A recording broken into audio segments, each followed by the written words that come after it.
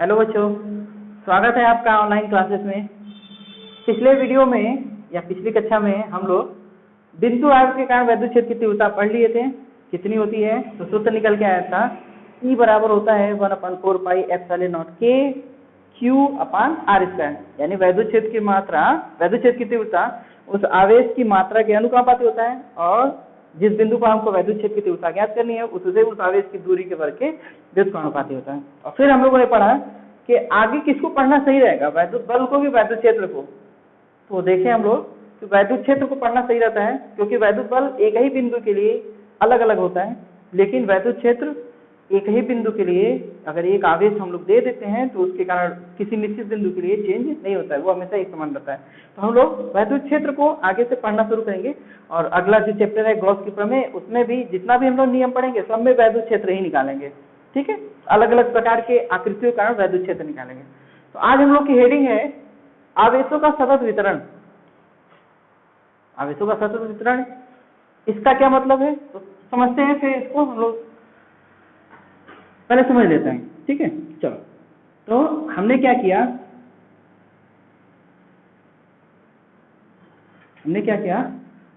समझने के लिए कि एक मीटर लंबा छड़ ले लिया। ठीक है, हमने क्या किया, 1 मीटर लंबा एक छड़ लिया। जब 1 मीटर लंबा एक छड़ लेंगे तो इस छड़ पे हम एक छोटा सा आवेश, 1 कूलाम के आवेश को, यानी हम कह दें कि एक Q प्लस Q चार्ज को इस पर दे दिया। हमने क्या किया, इस 1 मीटर लंबे धातु के छड़ को हमने प्लस Q चार्ज दिया। जब हम प्लस Q चार्ज देंगे तो ये आवेश, इतनी लंबी छड़ मिली, और मान लेते हैं कि अगर ये सुचालक पदार्थ है, ठीक है, अगर ये सुचालक पदार्थ है तो ये आवेश इस पे कहाँ रहेगा, ये आवेश इस पर कहाँ रहेगा, क्या ये इस किनारे रहेगा, इस किनारे रहेगा, बीच में रहेगा, ठीक बीच में रहेगा, ये कहीं भी रहेगा। क्या ऑप्शन है, अगर हमने 1 मीटर लंबे छड़ के, धातु के छड़ पर एक प्लस Q चार्ज को दे दिए, एक प्लस Q कूलाम के आवेश को दे दिए, तो वो आवेश कहाँ रहेगा, बाएं किनारे पर, दाएं किनारे पर, ठीक मध्य में, या कहीं भी। आंसर है कहीं भी रह सकता है। क्यों, क्योंकि इकलौता है ना, घर में अगर हम अकेले हैं तो हम कहीं रहे, कोई फर्क नहीं पड़ता है। ठीक है, लेकिन अगर हम क्या कर दें, एक और आवेश को दे दें, अब समझने वाली बात है कि हमने क्या किया, एक आवेश पहले से था, उस पर एक और प्लस Q कूलाम आवेश दे दिए, तो अब दोनों आवेश कहाँ रहेंगे, दोनों अलग अलग किनारे पर, दोनों बीच में एक साथ, कहीं भी, इनमें से कोई नहीं। तो ऐसा है, इसको समझते हैं। देखिए, आपको ये पीछे बताया गया है कि एक धनावेश दूसरे धनावेश पर क्या करता है, प्रतिकर्षण बल लगाता है। एक प्लस चार्ज दूसरे प्लस चार्ज पे प्रतिकर्षण बल लगाता है, तो ये वाला प्लस चार्ज इस प्लस चार्ज पे बल लगाएगा, वो भी कौन सा, प्रतिकर्षण का, मतलब दूर भेजेगा। तो इसके धक्का लगेगा, इसको दूर भेजेगा। तो मान लो कि ये वाला आवेश इस पर धक्का लगाया और इसको इधर भेजा, तो हम लोग न्यूटन, ये कूलाम का नियम पढ़े थे कि ये क्रिया प्रतिक्रिया का नियम है। यानी अगर बल लग रहा है तो विपरीत दिशा में बल लगेगा, यानी अगर ये वाला आवेश इस पर बल लगा रहा है तो ये वाला आवेश भी इस पर बल लगाएगा।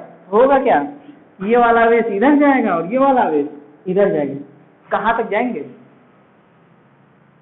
बल लगा रहा है, दोनों जाने की कोशिश करेंगे, कहाँ तक जाएंगे।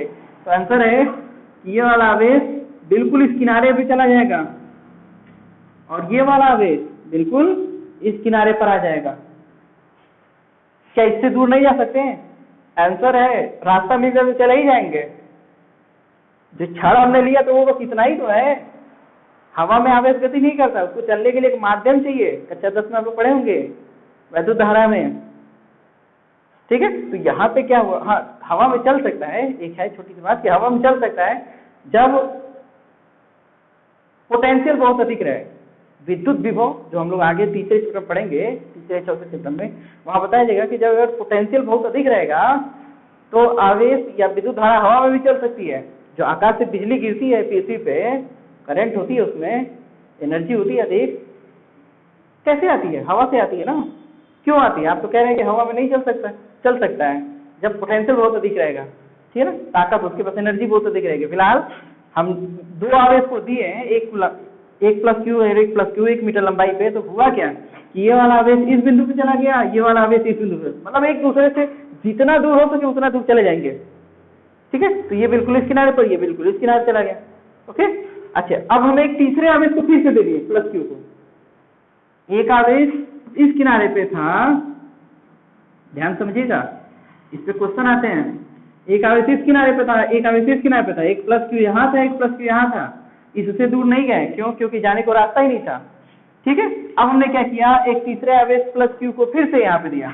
एक तीसरे आवेश प्लस क्यू को हमने, मान लेते ये बिंदु बी है, ये बिंदु ए है, तो हम क्या किए, एक तीसरे आवेश प्लस क्यू को बिंदु बी के करीब ले जाके छोड़ दिए। तो जब बिंदु बी के करीब ले जाके छोड़ेंगे तो होगा क्या, होगा ये कि पहले इसको समझते हैं कि अगर ये आवेश नहीं था तो मान लेते हैं कि ये वाला आवेश इस पर बल लगा रहा था इस दिशा में 10 न्यूटन का, और ये वाला आवेश इस पर बल लगा रहा था, ये वाला आवेश इस पर बल लगा रहा था 10 न्यूटन का। दोनों एक दूसरे पे समान बल लगाते हैं क्रिया प्रतिक्रिया के नियम से। अब हमने किया क्या कि यहाँ पे आवेश दे दिया, यहाँ पे एक तीसरा आवेश दे दिया, तीसरा आवेश भी प्लस क्यू दिया, तो हुआ क्या, इससे इस आवेश की दूरी कम है जबकि इससे इस आवेश की दूरी अधिक है।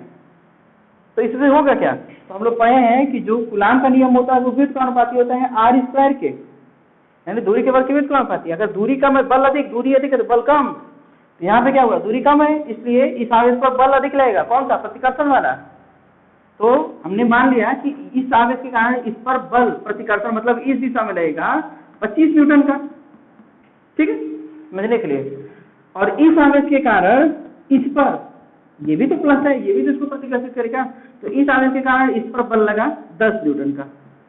ओके, इस आवेश के कारण 25 न्यूटन बल लगा, इस आवेश के कारण 10 न्यूटन बल लगा। आप कहेंगे कि जब 25 न्यूटन वाला इस पर आवेश दिया तो ये वाला आवेश भी तो इसको प्रतिकर्षित करेगा, जी करेगा, लेकिन जाने को रास्ता नहीं है, नहीं चला जाता। इधर भी 10 न्यूटन वाला बल इस पर लग रहा है विपरीत दिशा में, जाने को रास्ता नहीं है, ये चला जाता। तो हुआ क्या कि ये वाले आवेश पर दो बल कार्य किए, एक बल इस दिशा में कार्य किया 25 न्यूटन का, एक बल इस दिशा में कार्य किया 10 न्यूटन का। क्या दोनों बल समान परिमाण के हैं, दोनों ताकत समान है? नहीं, इधर 25 न्यूटन इधर 10 न्यूटन, यानी बस ये जो फोर्स है इसमें डिसबैलेंस हो गया, बैलेंस नहीं है। और आपको बताया गया है कि जब भी बल में डिसबैलेंस हो जाए, बल समान ना हो बल्कि असमान हो जाए, तो असमान बल ही गति करता है, असमान बल ही गति कराता है। यानी किसी पिंड पर दो दिशाओं से बल लगाएं, एक दिशा से ज्यादा बल लगाएं, एक दिशा से कम बल लगाएं। कार को आप लोग धकेलते हैं कभी कभी स्टार्ट करने के लिए, तो क्या होता है, कुछ लोग पीछे से ढकेले या कुछ होशियार आगे से ढकेले, ठीक है ना, कुछ लोग पीछे से ढकेल रहे हैं आगे की तरफ, कुछ होशियार जाके आगे से ढकेल रहे हैं पीछे की तरफ। लेकिन पीछे वाला खाए पिए थोड़े तगड़े हैं, तो पीछे वाले ताकत अधिक है, तो कार किधर चली जाएगी, आगे चली जाएगी। अगर दोनों तरफ ताकत बराबर हो जाए तो कार वहीं रुक जाएगी, कहीं जी भी नहीं करेगी। वही चीज यहाँ पे है कि इधर बल लगा 25 न्यूटन ज्यादा ताकत है, और इधर बल लगा 10 न्यूटन कम ताकत है, तो बल ये आवेश जाएगा किधर, जिधर बल अधिक होगा उधर ये गति करने लगा। तो आवेश हुआ क्या कि यहाँ से गति करके इधर आने लगा, और जब गति करके इधर आएगा तो इसके कारण इस पर लगने वाला बल कम होगा। क्यों? क्योंकि दूरी बढ़ती जा रही है, इसलिए इसके कारण लगने वाला बल कम होते जाएगा, और इसके कारण लगने वाला बल बढ़ते चला जाएगा। क्यों? क्योंकि दूरी इसकी घट रही है, इसकी दूरी बढ़ रही थी इसलिए बल कम हो रहा था, इसकी दूरी घट रही है इसलिए बल अधिक हो रहा है। तो हुआ क्या कि यहाँ से जो 25 न्यूटन का बल था वो धीरे धीरे कम होने लगा, और यहाँ से जो 10 न्यूटन का बल था धीरे धीरे बढ़ने लगा। कब तक ये दोनों होगा? जब तक दोनों बराबर ना हो जाए, जब तक दोनों बराबर ना हो जाए। तो हुआ क्या, बराबर कम होगा जब इस आवेश से उस आवेश की, मतलब बिंदु ए वाले आवेश से ये वाला जो हमने आवेश को दिया इसकी दूरी बराबर हो, और बिंदु बी वाले से भी उसकी दूरी बराबर हो, अगर समान परिमाण का आवेश है। तो हमने क्या किया, देखें कि ये ठीक बीच में आके, जो हमने प्लस क्यू तीसरा आवेश दिया था वो ठीक बीच में आके बिंदु सी पर रुक गया। अब वहां गति नहीं किया। क्यों? क्योंकि इस आवेश के कारण इस पर लगने वाला बल और इस आवेश के कारण इस पर लगने वाला बल दोनों बराबर हो गए। क्यों बराबर हो गए? क्योंकि दोनों आवेश मात्रा समान थी और दोनों की दूरी भी क्या हो गई, समान हो गई। इसलिए हम एक छोटी सी बात को देखें कि अगर हम किसी पदार्थ पे आवेश देते हैं, इस पे सवाल मिलेगा, इस वाले पे कहा जाएगा कि दो आवेश हैं उनके बीच में तीसरे आवेश को कहाँ रखें कि वो संतुलित हो जाए। ये संतुलित हो गया, संतुलित मतलब इस पर जितना बल लग रहा था दोनों तरफ से बैलेंस हो गया, ठीक है, तो इस पर क्वेश्चन भी आता है और उसमें ठीक यही स्थिति लगेगी कि इसके कारण लगने वाला बल कितना है, इसके कारण लगने वाला बल कितना है, दोनों को बराबर कर दो।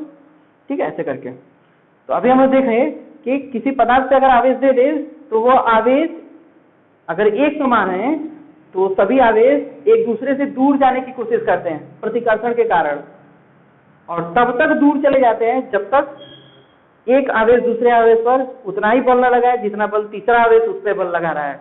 यानी सभी आवेश कोशिश यही करते हैं कि हम एक दूसरे से जितना हो सके उतना दूर रहने की कोशिश करते हैं, एक दूसरे से बहुत दूर रहते हैं, जहां तक उनको मिलेगा वहां तक रहेंगे। ओके, तो आवेशों के सतत वितरण में छोटी सी बात काम करेगी कि किसी पदार्थ को अगर हम एक जगह आवेश देते हैं तो वो आवेश एक जगह नहीं रहते हैं, वो फैल जाते हैं। क्यों? क्योंकि प्रत्येक आवेश दूसरे आवेश पे क्या कर रहा है, बल लगा रहा है, प्रतिकर्षण बल लगा रहा है। और कहां तक फैलेंगे, जहां तक संभव हो। ठीक है, तो अगर हम किसी पदार्थ को जिसमें केवल लाइन हो, जिसमें केवल रेखा हो, ठीक है, यानी लंबी छड़ के रूप में अगर कोई पदार्थ है और इस पदार्थ पे हम आवेश दे दिए, इस पदार्थ में मान लो हमने 10 आवेश दे दिया, 10 आवेश दे दिया, 10 क्यू आवेश दे दिया, तो होगा क्या, एक आवेश यहाँ होगा, एक आवेश यहाँ, एक आवेश यहाँ, ऐसे करके 10 आवेश समान रूप में क्या हो जाएंगे, फैल जाएंगे।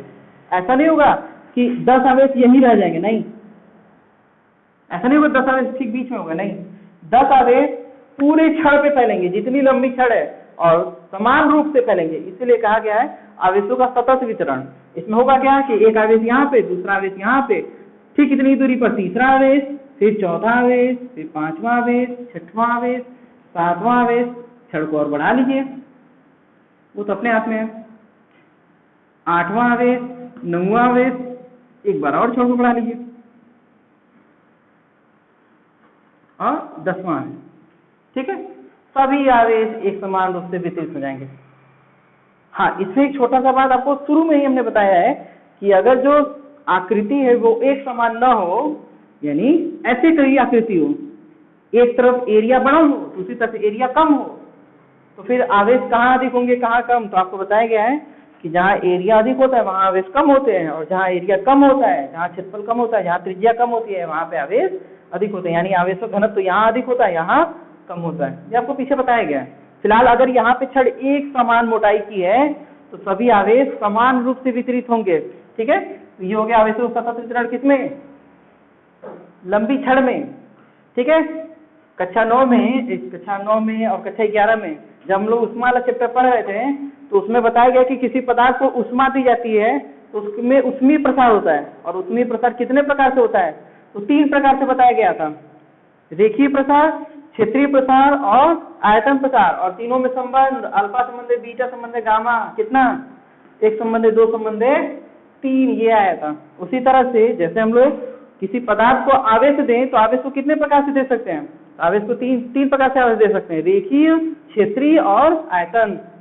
ठीक है, तो अभी हमने क्या किया, ये रेखीय मतलब एक लंबी छड़ थी, इस पर हमें आवेश दिया। इसके बाद हम क्या करेंगे, एक क्षेत्रीय लेंगे, कोई भी वर्ग ले लो, चाहे आयत ले लो, कुछ भी ले लो, एक प्लेट ले लेते हैं और इस प्लेट पर हम आवेश देते हैं। मान लो 10 आवेश इस पे भी दिए हैं, यहाँ पे केंद्र पे, तो वो आवेश वहां रहेंगे नहीं, सभी दिशाओं में क्या हो जाएंगे, फैल जाएंगे। यानी सभी आवेश किनारों पे चले जाएंगे, यहाँ पे चले जाएंगे, ऐसे 3, 3, 6 और फिर यहाँ पे 7, 8 और यहाँ पे 9, 10।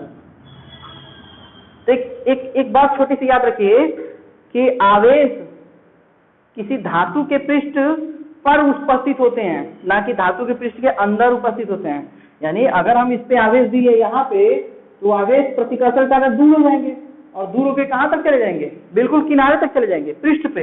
यानी अगर लंबी छड़ है, मान लो, कैसे समझाएं, इस तरह समझा सकते हैं कि अगर मान लीजिए कि एक लंबी छड़ है और बीच में हमने इसके अंदर बीच में आवेश दिया, तो वो आवेश कहाँ आएंगे, ये ऊपर वाली लेयर पे, ऊपर वाले पृष्ठ पे उपस्थित होंगे, यहाँ पे उपस्थित होंगे, यहाँ उपस्थित होंगे, यहाँ उपस्थित होंगे।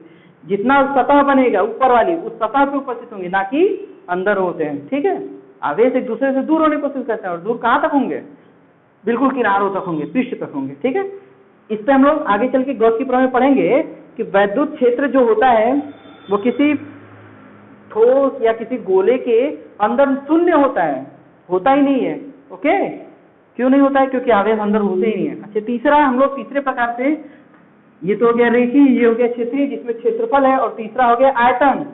आयतन में क्या होगा, अगर हम एक ठोस गोला ले लें या खोखला गोला ले लें, चाहे तो हम एक ठोस गोला ले लें ऐसे, या हम एक खोखला गोला भी ले सकते हैं।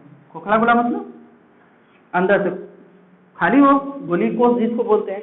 अगर हम ऐसा ले लें, पहले ठोस गोले को ले लेते हैं और इस पर आवेश देते हैं 10 कूलाम, तो 10 कूलाम कहाँ जाएंगे, अंदर नहीं रहेंगे, कहाँ चले जाएंगे, पृष्ठ पर, और एक समान रूप से वितरित हो जाएंगे। 1 2 3 4 5 6 7 8 9 10 ऐसे वितरित हो जाएंगे। और अगर हम यहाँ पे खोखला गोला है तो खोखला गोला के अंदर तो आवेश देंगे नहीं, पृष्ठ पे देंगे, और अगर पृष्ठ पे हम एक जगह आवेश दिए तो वो आवेश कहाँ होंगे, सभी दिशाओं में क्या देंगे, फैल जाएंगे ऐसे 7 8 ऐसे ऐसे सभी दिशाओं में फैल जाएंगे। यानी एक छोटी सी बात याद रखिएगा कि कभी भी किसी भी पदार्थ को आवेश देंगे तो वो आवेश सदैव उस पृष्ठ, उस धातु के या उस पदार्थ के पृष्ठ पर उपस्थित होते हैं, ठीक है, अंदर नहीं होते हैं। क्यों, क्योंकि आवेश से प्रतिकर्षण बल लगा और वो बाहर चले जाते हैं पृष्ठ पे। लेकिन ये तभी होता है जब वो पदार्थ चालक हो, यानी आवेश को चलने का रास्ता हो। समझिएगा इस बात को। अगर हम कोई कुचालक पदार्थ ले लें जिसमें आवेश एक स्थान से दूसरे स्थान तक गति ही ना कर पाए और उससे आवेश दे दें, चलो मान लो हमने एक प्लास्टिक लिया, जैसे हम लोग पीछे जब स्टार्ट किए थे तो उसमें बताए थे कि रगड़ दिए बिल्ली की खाल से, ऐसे करके वहां बताया गया था। आप उन्होंने उसकी छड़ या कांच की छड़ जिसकी भी, ठीक है, तो हमने क्या किया, एक कांच की छड़ ले लिया या प्लास्टिक की छड़ ले लिया, ये कुछ अलग है, विद्युत धारा इसमें नहीं बहती है, और यहाँ पे अब हम इसके एक सिरे पे 10 कूलाम आवेश दिए, क्या होगा, क्या आवेशों का सतत वितरण होगा, क्या आवेश एक समान रूप से फैलेंगे? आंसर है नहीं। क्यों? क्योंकि चालक पदार्थ है ही नहीं, चालक पदार्थ नहीं है, इसलिए अगर यहाँ आवेश दिए तो यही रहेंगे, आगे नहीं बढ़ेंगे, और आवेश देंगे तो और आवेश यही रहेंगे, आगे नहीं जाएंगे, गति नहीं करेंगे, क्योंकि गति करने को है ही नहीं। अच्छे, अगर हम एक गोली अचालक ले लें, ये भी समझ लें, ये एग्जाम में पूछता है, अगला चैप्टर जो वैद्युत फ्लक्स वाला है गॉस की प्रमेय, उसमें पूछता है गोलीय चालक के कारण वैद्युत क्षेत्र की तीव्रता और गोलीय अचालक के कारण, दोनों पूछता है, दोनों में से कोई भी। तो यहाँ पे देखिए कि अगर ये गोलीय अचालक है, मतलब चालक पदार्थ नहीं है, मान लो प्लास्टिक का गोला है, ठीक है, और उसके हम केंद्र में आवेश दे दिए, ठीक है, किसी विधि से हम क्या किए, छेद करके अंदर केंद्र में आवेश दे दिए, तो क्या आवेश बाहर आएंगे? नहीं आएंगे। क्यों नहीं आएंगे? क्योंकि अंदर से बाहर आने के लिए उसको चालक होना जरूरी है ना, उस गोले को, और गोला चालक है ही नहीं, गोला तो अचालक है, तो आवेश बाहर आई भी नहीं करेंगे। जब नहीं आएंगे तो समस्त आवेश कहाँ हो गया? केंद्र पर हो गया, ठीक है। अगर हम अलग अलग जगह आवेश दे दिए ऐसे, गोलीय अचालक पे हम पृष्ठ के अंदर ही यानी गोले के भीतर ही अलग अलग बिंदुओं पे आवेश दे दिए, तब क्या होगा, वो आवेश जहां दिए वही रहेंगे, कहीं गति नहीं कर पाएंगे। तो अचालक के लिए डिफिनीशन थोड़ी चेंज हो जाती है। जैसा हम लोग पढ़े हैं कि चालक पदार्थ में हम आवेशों को दे तो आवेश एक समान रूप से फैल जाते हैं और कहाँ चले जाते हैं? पृष्ठ पर। लेकिन अगर वही अचालक है तो अचालक में ऐसा नहीं होता है, अचालक में आवेश जहां देंगे वही रहेंगे, प्रतिकर्षण बल रहेगा लेकिन कहीं गति नहीं कर पाएंगे। तो अब हम लोग देखते हैं कि आवेशों को, हम लोग तो देख लिए कि आवेशों को 3 प्रकार से हम दे सकते हैं पदार्थ से। एक हो गया रेखीय, मतलब लंबाई के अनुसार दे सकते हैं, दूसरा क्षेत्रफल के अनुसार दे सकते हैं, और तीसरा आयतन के अनुसार दे सकते हैं।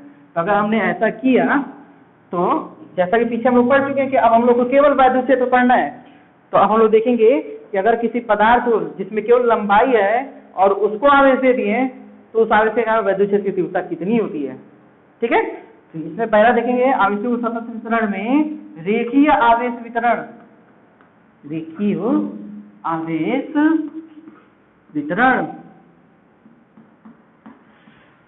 रेखीय आवेश वितरण तथा इसी में लिख लेते हैं, तथा रेखीय आवेश घनत्व, रेखीय आवेश घनत्व, रेखीय आवेश वितरण तथा रेखीय आवेश घनत्व। चलिए देखते हैं। मान लिया हमने कि एक लंबी छड़ है, कितनी लंबी? बोर्ड जितनी लंबी नहीं, बोर्ड से भी लंबी, ठीक है, इधर चले गए हमारे तरफ इधर पड़ता है इंदारा गांव, और इधर चले गए तो इधर पड़ता है अदरी। पता नहीं कहाँ तक गया ये छड़, और इस छड़ पे हम आवेश को दिए, तो आवेश क्या होगा? अगर ये चालक पदार्थ है तो आवेश पूरी छड़ पे एक समान रूप से फैलेगा। बिजली ऐसे ही तो आती है, सिमरी से कहाँ से बिजली आती है? बिजली कैसे आती है? वहां से बिजली, वहां से आवेश मिलते हैं हमको, और वो आवेश एक समान रूप से फैलते हैं। ऐसा नहीं होता कि उनके घर में ज्यादा आवेश जाएगा, हमारे घर में कम आवेश आएगा, है ना। हाँ, एक चीज होता है कि पोटेंशियल कम हो जाता है, वोल्टेज कम हो जाता है, वो खंबे के हिसाब से कम, खंबे दूरी के हिसाब से कम होते जाता है। और आगे हम लोग जब विभवमापी पढ़ेंगे तो उसको पढ़ेंगे भी कि आवेश कैसे कम होता है। फिलहाल याद रखिए कि अगर एक अनंत लंबाई की छड़ है, वो भी चालक पदार्थ, तो इस पर हम अगर इसको आवेश दे दिए 100 कूलाम, तो वो आवेश कहाँ जाएंगे? सभी, पूरी जितनी लंबाई छड़ उतने सब पे फैल जाएंगे। तो अब हम पता करेंगे, टॉर्च लेके देखेंगे कि यहाँ पे कितना आवेश है, पता चला एक भी नहीं है। थोड़ा सा आगे बढ़ेंगे, चेक करेंगे कितना आवेश है, पता चला यहाँ पे एक है आवेश। तो ऐसे खोजना थोड़ा मुश्किल है ना, ऐसे खोजना मुश्किल है कि इतना तो पता है कि पूरी छड़ पे हमने इतना आवेश दिया, ठीक है, पूरी छड़ पे इतना आवेश दिया। यह नहीं पता है हमको कि अगर पूरी छड़ पे कितना आवेश दिए, तब तो हम खोजते रह जाएंगे कि कहाँ आवेश है, कहाँ आवेश नहीं है, तो कहाँ वैद्युत क्षेत्र होगा, कहाँ वैद्युत क्षेत्र नहीं होगा।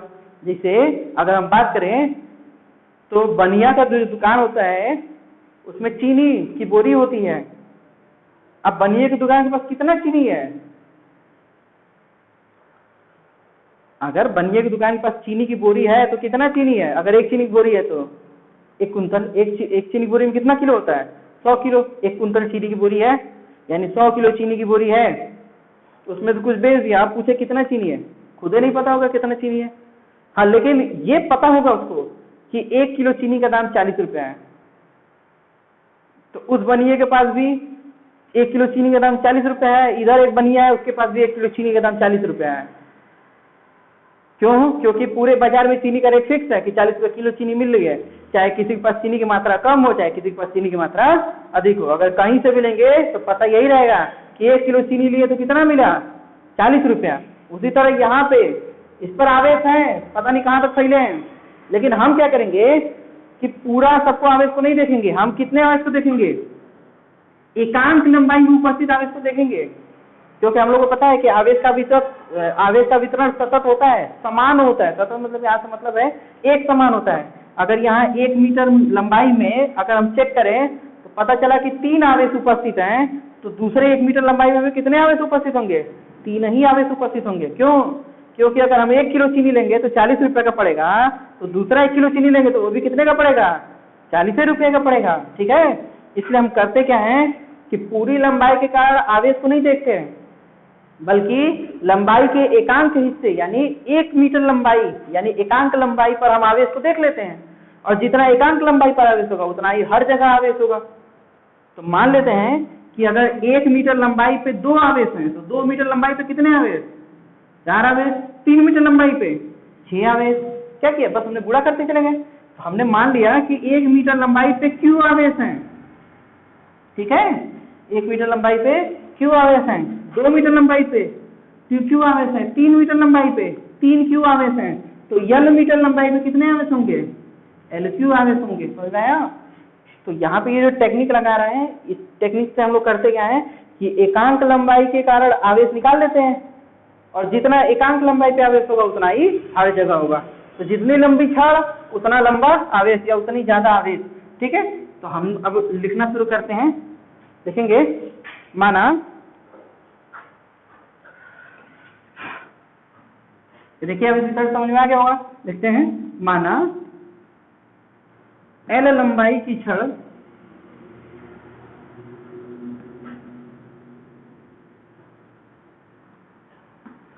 पर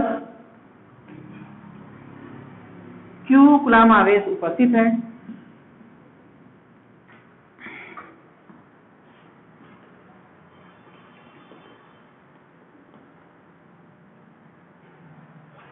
माना L लंबाई की छड़ पर Q कूलाम आवेश उपस्थित है। कोई छड़ है जिसकी लंबाई L है, जैसे यहाँ पे L लंबाई की छड़ है और इस पर Q कूलाम आवेश उपस्थित है। तो हमको क्या करना है एक छोटी सी लंबाई, एक हिस्से, लंबाई के एक हिस्से को लेंगे, हम करेंगे क्या, एकांक लंबाई। एकांक लंबाई यानी 1 मीटर लेंथ, 1 मीटर लंबाई पर हम आवेश की मात्रा निकालेंगे। ठीक है, तब यदि एकांक लंबाई पर, अब यदि एकांक लंबाई पर आवेश dq हो, ठीक ना, मान लिया हमने कि एकांक जो लंबाई थी उस पर आवेश की मात्रा कितनी है, छोटी सी है, dq है। ठीक है, तो एकांक मीटर लंबाई पर आवेश dq है, तब हमने पढ़ा है कि एकांक लंबाई पर कितना आवेश, dq, तो 2 लंबाई पर कितना आवेश, 2dq, 3 लंबाई पर कितना आवेश, 3dq, तो l लंबाई पर कितना आवेश, ldq, इसलिए लिखेंगे तब l लंबाई पर कुल आवेश या l लंबाई पर उपस्थित आवेश, उपस्थित आवेश कितना होगा, तो l लंबाई पर उपस्थित आवेश होगा ldq, कितना, ldq। ठीक है, लेकिन हमने देखा कि l मीटर लंबाई पर उपस्थित जो आवेश है वो q कूलम है, तो यहां से हम ले सकते हैं कि q बराबर कितना, l इंटू dq, यानी एकांक लंबाई पर उपस्थित आवेश निकाल लो और लंबाई से गुणा कर दो, तो कुल आवेश निकल के चलाएगा कि कुल आवेश कितना उपस्थित है। ठीक है, तो l मीटर लंबाई पर उपस्थित आवेश की मात्रा q बराबर हो गया l इंटू dq। ठीक है, अब यहाँ पे एक छोटी सी बात कि जो एकांक लंबाई पर उपस्थित आवेश निकालते हैं इसे हम लोग रेखीय आवेश घनत्व कहते हैं, यानी एकांक लंबाई पर उपस्थित आवेश की मात्रा को रेखीय आवेश घनत्व कहते हैं। जो हमने एकांक लंबाई पर उपस्थित आवेश निकाला dq, इसको हम लोग किस नाम से जानते हैं, रेखीय आवेश घनत्व। इसलिए लिखेंगे, परिभाषा लिख लीजिए, एकांक लंबाई पर उपस्थित आवेश की मात्रा को रेखीय आवेश घनत्व कहते हैं।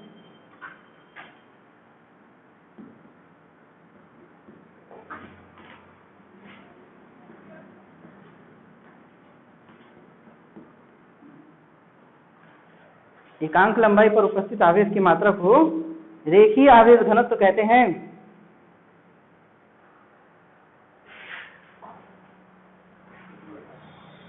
एकांक लंबाई पर उपस्थित आवेश की मात्रा को रेखीय आवेश घनत्व कहते हैं। ठीक है, इसे लैम्डा से प्रदर्शित करते हैं। इसे लैम्डा से प्रदर्शित करते हैं।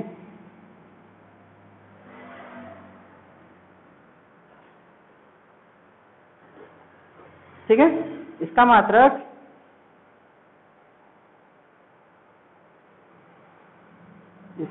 कूलाम प्रति मीटर होता है, यानी रेखीय आवेश घनत्व बराबर होगा, अच्छा लिख लीजिए, इसका मात्रक कूलाम प्रति मीटर होता है, इसे लैम्डा से प्रदर्शित करते हैं। ठीक है, जो भी, अच्छा, रेखीय आवेश घनत्व बराबर होगा आवेश, कुल आवेश की मात्रा बटे में कुल लंबाई, ऐसे लिख सकते हैं। ठीक है, कुल आवेश की मात्रा, कुल आवेश बटे में कुल लंबाई, तो भाग दे देंगे तो एकांक लंबाई पर उपस्थित आवेश निकल जाएगा, और अगर कुल लंबाई न पता होता, क्यों नहीं पता होगी, देखते हैं।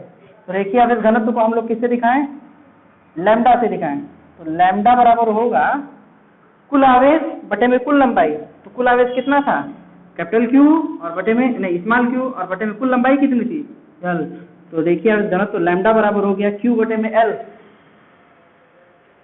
और इसी को किसके बराबर हम लोग लिख रहे थे, यही जो था आपका dq के बराबर है। देखिए, जब बटा में यल करेंगे तो वही क्या हो जाएगा, dq, यानी एकांक लंबाई पर उपस्थित आवेश dq हो जाएगा। ठीक है, ये dq के बराबर हो गया, यानी आवेश की मात्रा जहां हमको आवश्यकता होगी वहां पे उसको लैम्डा भी लिख सकते हैं, और नहीं तो q बटा में l भी लिख सकते हैं। ओके, तो अब हम लोग देखते हैं कि रेखीय आवेश घनत्व के कारण या किस रेखीय आवेश वितरण के कारण वैद्युत क्षेत्र की तीव्रता होती कितनी है। ठीक है, चलिए देखते हैं। तो आइए अब हम लोग वैद्युत क्षेत्र की तीव्रता निकालते हैं। मान लेते हैं एक छड़ है, धातु की छड़ है जो अनंत लंबाई की या परिमित लंबाई जितना भी हो दिया है, और इसके एकांक लंबाई पर रेखीय आवेश घनत्व जो dq है या लैम्डा है, मान लेते हैं लैम्डा है, यानी मान लिए अनंत लंबाई या परिमित लंबाई की कोई छड़ है और उसके एकांक लंबाई पर उपस्थित रेखीय आवेश घनत्व लैम्डा है, तब हम लोग कह सकते हैं कि लैम्डा बराबर होगा आवेश की मात्रा, कुल आवेश की मात्रा बटे में कुल लंबाई। यही पढ़ा है ना, कुल आवेश की मात्रा बटे में कुल लंबाई। अच्छे, यहां से इस L को इधर भेज दें, इस L को इधर भेज दें तो Q बराबर हो जाएगा लैम्डा इंटू L। ठीक है, हमने क्या किया, एक धन परीक्षण आवेश को इस वैद्युत क्षेत्र के भीतर एक बिंदु, किसी बिंदु तक ले आए, मान लेते हैं बिंदु A है। ठीक है, इस आवेश के चारों तरफ जो वैद्युत क्षेत्र है, उस वैद्युत क्षेत्र में हम बिंदु A पर किसी परीक्षण आवेश को ले आए। ठीक है, कितनी दूरी पर, तो उस आवेश से r दूरी पर, जो वैद्युत आवेश है उससे r दूरी पर स्थित एक बिंदु था A, जिस पर हम एक अन्य परीक्षण आवेश Q0 को ले आए। तो अब इस पर ले आए तो यहाँ पे हमको वैद्युत क्षेत्र की तीव्रता निकालनी है कि इस पॉइंट पे बिंदु A पर इस आवेश प्लस Q के कारण वैद्युत क्षेत्र की तीव्रता कितनी है, यानी इस पॉजिटिव चार्ज Q का, इस प्लस Q का, यहाँ पे ताकत कितना है, स्ट्रेंथ कितना है, इसको हमको ज्ञात करना है। कैसे ज्ञात करेंगे, तो कल हमने एक सूत्र पढ़े थे कि इलेक्ट्रिक फील्ड E बराबर होता है, यहाँ लिख देते हैं, इलेक्ट्रिक फील्ड E बराबर होता है F/Q0, यानी इस बिंदु पर लगने वाला बल और उस आवेश की मात्रा जिसको हम बाहर से ला रहे हैं, उन दोनों के अनुपात को उस बिंदु की वैद्युत क्षेत्र की तीव्रता कहते हैं। ठीक है, तो हमको E निकालना है, तो E के लिए ये सूत्र होता है। Q0 तो हमको पता है, जिस आवेश को ला रहे हैं। क्या नहीं पता है, तो आंसर है F। इस बिंदु पर लगने वाला बल नहीं पता है कि इस बिंदु पर लगने वाला बल कितना है। हम काम करेंगे, बिंदु पर लगने वाला बल निकालेंगे कितना है, तो लिखेंगे प्लस Q के कारण, प्लस Q के कारण Q0 पर लगने वाला बल, लगने वाला बल कितना है, तो कूलाम का नियम कहता है कि वैद्युत बल जो F होता है वो बराबर होता है 1/4 pi epsilon not, 1/4 pi epsilon not के माध्यम जिसका परिवर्तन K है, के पहले आवेश का मान, तो पहला आवेश Q है, दूसरे आवेश का मान, तो दूसरा आवेश Q0 है, और बटे में दोनों के बीच की दूरी का वर्ग, दोनों के बीच की दूरी कितनी है, r, तो r का स्क्वायर। तो प्लस Q के कारण Q0 पर लगने वाला जो बल है उसका सूत्र ये है। ओके, समीकरण नंबर 1। परंतु अब लिखेंगे, तथा हम जानते हैं, परंतु नहीं, तथा हम जानते हैं कि हम क्या जानते हैं, हम जानते हैं कि वैद्युत क्षेत्र की तीव्रता E बराबर होता है F/Q0। ये हम लोग एक सूत्र पीछे पढ़े हैं, और यहाँ पे F की वैल्यू समीकरण 1 से निकाले 1/4 पाई एप्सिलॉन नॉट के Q0/r²। तो इस F की वैल्यू को यहाँ पे रख दीजिए। ठीक है, अगर रख देंगे ऐसे लिखते हैं, इसलिए थोड़ा सा इधर करके, इसलिए कैपिटल E बराबर F की जगह क्या रखेंगे, 1/4 pi epsilon not, 1/4 pi epsilon not के Q0 बटे r², Q0 अपॉन r², और पहले से क्या है, हर में Q0 है, तो यहाँ पे बटे में क्या लिखेंगे, Q0। तो Q0 से Q0 कैंसिल हो जाएगा, Q0 से Q0 कैंसिल हो जाएगा, तो हमारा सूत्र निकल के आ जाएगा। फाइनली हमारा सूत्र आएगा कि किसी बिंदु पर वैद्युत क्षेत्र की तीव्रता जो E होती है वो होता है 1/4 पाई एप्सिलॉन नॉट कैपिटल के, उस आवेश की मात्रा जिसके कारण वैद्युत क्षेत्र की तीव्रता निकाल रहे हैं, उस आवेश की मात्रा, और बटे में उस आवेश की उस बिंदु से दूरी के वर्ग। ठीक है, upon r², 1/4 pi epsilon not के Q बटे में r²। Q क्या है, उस आवेश की मात्रा जिसके कारण हम लोग वैद्युत क्षेत्र की तीव्रता निकाल रहे हैं, और r है उस आवेश से उस बिंदु की दूरी जहां पे हम वैद्युत क्षेत्र की तीव्रता निकाल रहे हैं। ठीक है, तो यहाँ से हम कह सकते हैं कि किसी बिंदु पर वैद्युत क्षेत्र की जो तीव्रता होती है वो उस आवेश के अनुपाती होती है जिसके कारण हम लोग निकाल रहे हैं, और दूसरा उस आवेश से उसकी दूरी के वर्ग के वेग को अनुपाती होती है। ओके, अच्छा, इसको अगर सदिश रूप में लिखना चाहें तो जैसे बल को हम लोग सदिश रूप में लिखते हैं, इसको भी लिख सकते हैं। वेक्टर ई बराबर लिखेंगे हम 1/4 पाई एप्सिलॉन नॉट के क्यू और बटे में इसको वेक्टर रूप में लिख दें तो वेक्टर आर का क्या हो जाएगा, मॉड में वेक्टर आर का स्क्वायर और एक दिशा जुड़ जाएगी और वो दिशा क्या होगी, आर कैप। ठीक है, यानी ये परिमाण हो गया, उसकी दिशा होगी, तो इसको हम लोग दिशा के रूप में भी ऐसे लिख सकते हैं। ओके, ये हो गया किसी बिंदु आर के कारण वैद्युत क्षेत्र की तीव्रता कितनी होती है। तो ये सूत्र याद रखेंगे, ई बराबर होता है 1/4 पाई एप्सिलॉन नॉट के क्यू बटे में आर स्क्वायर। ठीक है, और ये उसका सदिश रूप है। तो चलिए लिखना शुरू करिए, लिखेंगे। अब थोड़ा इसको हिंदी में लिखेंगे। माना, स्टार्ट यहाँ से करेंगे आप लोग, फिगर बना के स्टार्ट यहाँ से करेंगे। माना एक धनावेश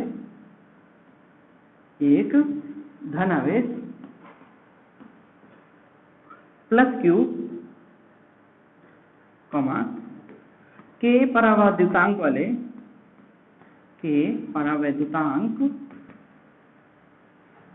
वाले माध्यम में रखा है,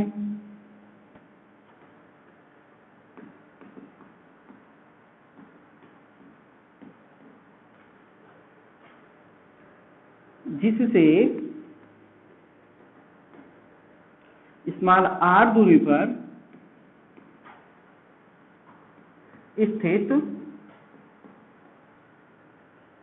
बिंदु A पर वैद्युत क्षेत्र की तीव्रता ज्ञात करनी है। वैद्युत क्षेत्र की तीव्रता ज्ञात करनी है।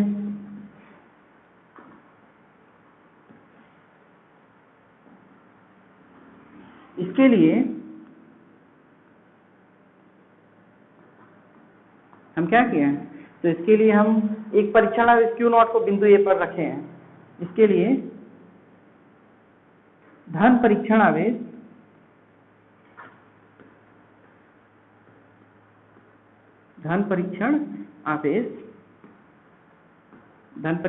को हम लोग क्यू नॉट से दिखाते हैं। धन परीक्षण आवेश क्यू नॉट को बिंदु ए पर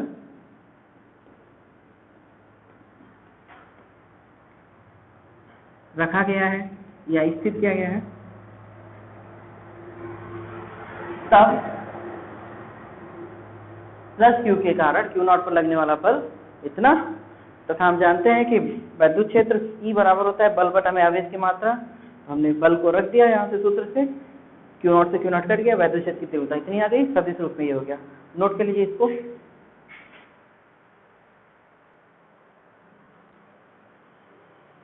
आइए तो अब हम लोग बिंदु A से हम वैद्युत क्षेत्र की तीव्रता पढ़ चुके हैं। अब उसके आगे हम लोग पढ़ना शुरू करते हैं।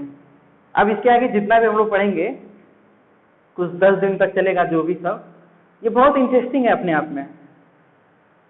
अभी तक हम लोग जो भी पढ़े हैं वो एक छोटे से चार्ज के कारण पढ़े हैं, एक बिंदु आवेश के कारण, कि बिंदु आवेश एक छोटा सा आवेश एक दूसरे आवेश पर कितना बल लगाता है, कितना वैद्युत क्षेत्र होता है, ये सब हम लोग पढ़े।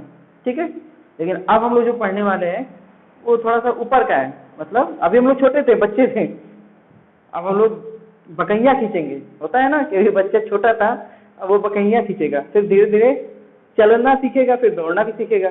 ठीक है, तो अभी हम लोग छोटे बच्चे थे, अब थोड़ा सा बड़े होंगे।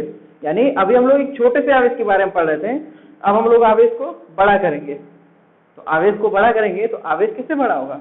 आवेश नहीं बड़ा होता है, आवेश की मात्रा अधिक होती है, आवेश की मात्रा कम होती है। आवेश तो बस एक छोटा सा होता है, एक इलेक्ट्रॉन, जैसा कितना आवेश होता है 1.6 × 10⁻⁻19 कूलम। यही 2 मिल जाए तो थोड़ा सा और मात्रा बढ़ गई, 50 मिल जाए और मात्रा बढ़ गई। तो अब हम क्या करेंगे, ये जो छोटा सा आवेश था इसको बड़ा करेंगे, और हम लोग अलग अलग बड़े बड़े आवेश के कारण वैद्युत क्षेत्र की तीव्रता पढ़ेंगे, वो भी अलग अलग आकार के आवेश के बारे में। यानी अगर हम एक त्रिभुज को ले लें, एक ठोस त्रिभुज को ले लें और इसको आवेश दे दें, ठीक है, इसको आवेश दे दें तो इसके कारण वैद्युत क्षेत्र पढ़ेंगे या वैद्युत बल पढ़ेंगे। अगर हम एक वर्ग ले लें, प्लेट ले लें कोई, ठीक है, वर्गाकार प्लेट ले लें और उस पे आवेश दे दें तो उसके कारण वैद्युत क्षेत्र पढ़ेंगे। ठीक है, तो अब आवेश कैसा है, बिंदु है, छोटा सा है नहीं, अब वो एक आकार का हो गया। ठीक है, हम एक गोला ले लें तो गोलाकार में वैद्युत क्षेत्र की तीव्रता पढ़ेंगे या वैद्युत बल पढ़ेंगे कितना होता है। ठीक है, एक लाइन ले लें, एक रेखा ले लें तो रेखा जैसे तार एक रेखा होती है जिस पर आवेश बहते भी आप लोग देखते हैं, धारा आपके घर में आती है तो इसमें आवेश होते हैं, तो इसके कारण वैद्युत क्षेत्र की तीव्रता कितनी होती है। यानी अब हम लोग अलग अलग आकृतियों के अलग अलग प्रकार की जो आकृतियां होती हैं उन पर आवेश देंगे और उनके कारण क्या इफेक्ट होता है या उनके कारण कितना बल लगता है इसका अध्ययन करेंगे। ठीक है, तो अब इससे पहले कि हम ये सब शुरू करें आपको एक छोटा सा नॉलेज दे देते हैं कि अभी तक हम लोगों ने दो महत्वपूर्ण हेडिंग या दो महत्वपूर्ण नियम पढ़ा हमें। एक पढ़ा वैद्युत बल जिसे कूलाम के नियम में पढ़े, और दूसरा अभी जस्ट खत्म हुआ है वैद्युत क्षेत्र। ठीक है, वैद्युत बल और वैद्युत क्षेत्र। आगे हम ये सब जो भी पढ़ने वाले हैं, ये जो भी सब पढ़ने वाले हैं, आपसे बस एक सीधा सा क्वेश्चन है कि क्या हम इन सबों में हम वैद्युत बल को निकालने की कोशिश करेंगे कि वैद्युत क्षेत्र को निकालने की कोशिश करेंगे, और क्यों? तो आंसर है कि हम लोग वैद्युत बल को नहीं निकालेंगे। हम लोग किसको निकालेंगे? वैद्युत क्षेत्र को। आगे से हम जो भी सब ये पढ़ेंगे, चाहे इसके कारण वैद्युत जो भी पढ़े, इसके कारण आवेश दे दें, इससे आवेश दे दें, इससे आवेश दे दें, इन सभी आकृतियों के कारण हम जो आगे से राशि जो मान को निकालना चाहेंगे वो होता है वैद्युत क्षेत्र, ना कि वैद्युत बल। ऐसा क्यों होता है?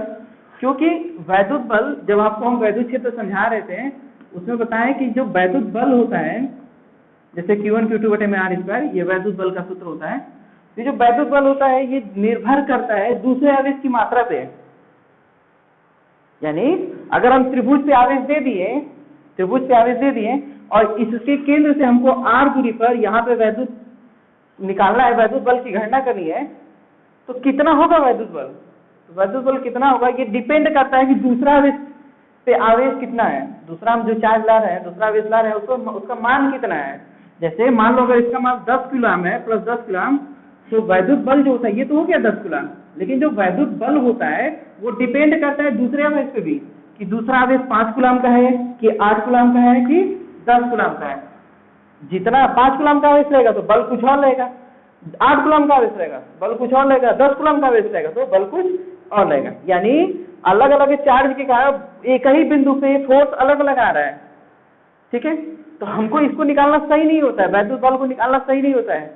क्यों? क्योंकि एक ही बिंदु, एक ही आकृति के लिए उससे R दूरी पर स्थित एक ही बिंदु के लिए बल का मान अलग अलग आ गया है कि नहीं। इसलिए वैद्युत बल आगे से हम लोग सूत्र नहीं निकालेंगे, जहां आवश्यकता होगी वहां हम क्या करेंगे। जैसे हम लोग अभी एक सूत्र पढ़े हैं ना कि E बराबर होता है F/Q0, यही तो पढ़े। तो हम हर जगह वैद्युत क्षेत्र निकालने की कोशिश करेंगे, और अगर बल निकालना है तो जहां आवश्यकता होगी वहां F बराबर E इंटू क्या हो जाएगा Q0, यानी आवेश की मात्रा में वैद्युत क्षेत्र से गुणा कर देंगे, बल आ जाएगा। ठीक है, तो इसलिए हम लोग बल को नहीं निकालेंगे, हम लोग किसको निकालेंगे? वैद्युत क्षेत्र को। वैद्युत क्षेत्र को ही क्यों निकालते हैं? क्योंकि अभी हमने पढ़ा है कि वैद्युत क्षेत्र का जो सूत्र होता है E बराबर 1/4 pi epsilon not K Q बटे में R²। तो यहाँ बताया गया कि वैद्युत क्षेत्र जो होता है वो डिपेंड करता है उसी आवेश के कारण जिसके कारण वो वैद्युत क्षेत्र बना है। यानी अगर ये 10 कूलाम का आवेश यहाँ पे त्रिभुज के रूप में दिया गया तो इसके चारों तरफ जो इलेक्ट्रिक फील्ड जनरेट होगा, जो इलेक्ट्रिक फील्ड उत्पन्न होगा, उसकी ताकत कितनी होगी वो सिर्फ इस पर निर्भर करता है, किसी दूसरे आवेश पर नहीं निर्भर करता है कि दूसरा आवेश कितना है, इस बात पर निर्भर नहीं करता है। बस निर्भर ये करता है कि उसके पास कितना आवेश है। ठीक है, तो इसलिए हम लोग आगे से जो भी सब पढ़ना शुरू करेंगे उसमें हम वैद्युत क्षेत्र को निकालेंगे, ना कि वैद्युत बल को। सारी हेडिंग वैद्युत क्षेत्र की तीव्रता ज्ञात करने की होगी आगे से, इस चैप्टर की या इसके आगे एक और चैप्टर पढ़ता है गॉस की प्रमेय, उसकी भी सारी की सारी हेडिंग वैद्युत क्षेत्र की तीव्रता ज्ञात करने की होगी। ओके, वैद्युत बल कहीं नहीं निकालेंगे हम, जहां आवश्यकता होगी वैद्युत क्षेत्र में आवेश की मात्रा से गुणा कर देंगे, वैद्युत बल आ जाएगा। ठीक है, और ये सूत्र याद रखिएगा कि बल बराबर होता है आवेश की मात्रा गुणा वैद्युत क्षेत्र की तीव्रता। ये बहुत इंपॉर्टेंट सूत्र है। F बराबर होता है Q0 इंटू E। ठीक है, ये भी एक बहुत इंपॉर्टेंट सूत्र है जिसकी सहायता से हम लोग द्रव बूथ मॉडल को, है ना, बूथ मॉडल का जो क्वेश्चन होता है उसको लगाने की कोशिश करेंगे। ओके, तो इतनी बात हमको लग रहा है कि समझ में आ गई होगी कि वैद्युत बल क्यों नहीं निकालेंगे, वैद्युत क्षेत्र क्यों निकालेंगे, क्योंकि वैद्युत बल अलग अलग पॉइंट के लिए अलग अलग होगा, एक ही पॉइंट के लिए भी अलग अलग होगा, लेकिन वैद्युत क्षेत्र एक पॉइंट के लिए हमेशा एक रहेगा। आवेश चेंज करेंगे वैद्युत क्षेत्र चेंज होगा, आवेश नहीं चेंज करेंगे वैद्युत क्षेत्र हर जगह समान होगा। ओके, तो समझ में क्या होगा। तो आज के लिए इतना ही, मिलेंगे हम लोग अगले वीडियो में जिसमें हम लोग पढ़ेंगे कि अलग अलग प्रकार की आकृतियों से आवेश अगर दिया जाए तो कितना आवेश दिया जा सकता है, उस आवेश के कारण वैद्युत क्षेत्र की तीव्रता कितनी होगी। यानी अब हम लोग पढ़ेंगे अगली हेडिंग आवेशों का सतत वितरण, जिसमें हम लोग 3 प्रकार की आकृतियों को पढ़ेंगे। तब तक के लिए धन्यवाद।